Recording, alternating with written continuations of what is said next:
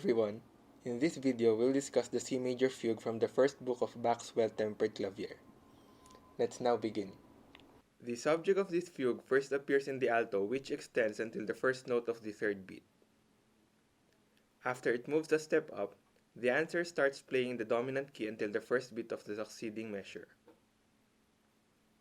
This particular fugue doesn't have a regular counter subject as it contains an unusual number of streti unlike his other fugues. What's unusual about this piece is that the third voice enters with an answer rather than the subject, which we can take note of as an irregularity among fugues. The subject is then given to the bass, the last entering voice to close the exposition. Immediately after the closing of the exposition follows the counter exposition in measure 7, which is led by the soprano. This is immediately answered then by the tenor at a crotchet's distance, which gives us an occurrence of a stretto. The answer is repeated then in the ninth measure. The middle section of this fugue starts at measure 10.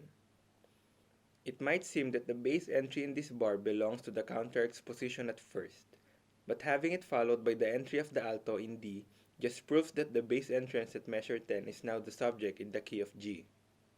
Please take note that we classify entries in fugues as subjects or answers depending on the relation of the keys towards one another. As D being the dominant of G, we can say that the bass has the subject and the alto plays the answer. However, there are still entries that in such irregular distances make them impossible to be classified as a subject nor an answer. For this video, we'll mark those entries as pink. The succeeding entry of the dominant of A minor in measure 12 further shows that we've already reached the middle section of the fugue. In measure 14, we see another occurrence of a stretto in which all the voices take part of. However, the entry of the tenor in measure 14 and the soprano in measure 15 is incomplete, so I marked it with yellow for your own reference. Remember that there are some cases where subject entries do not need to be complete. There are many fugues that feature entries that are interrupted and break off into counterpoint. This commonly occurs in such instances where there is a new voice entering with the subject to create the effect of a stretto.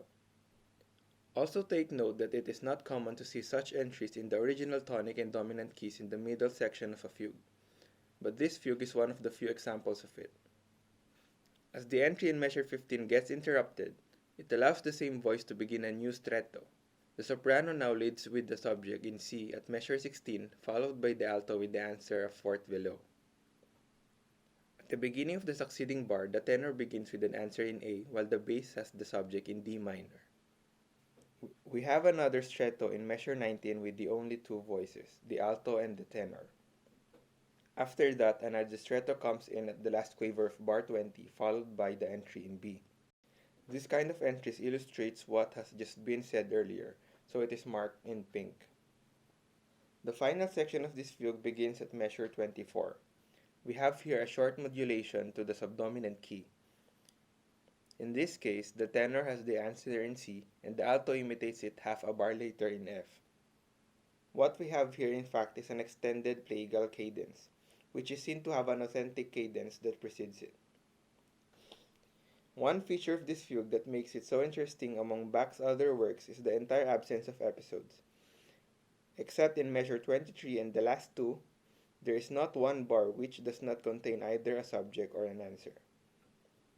Now, let's listen to the whole fugue with the illustrations we put.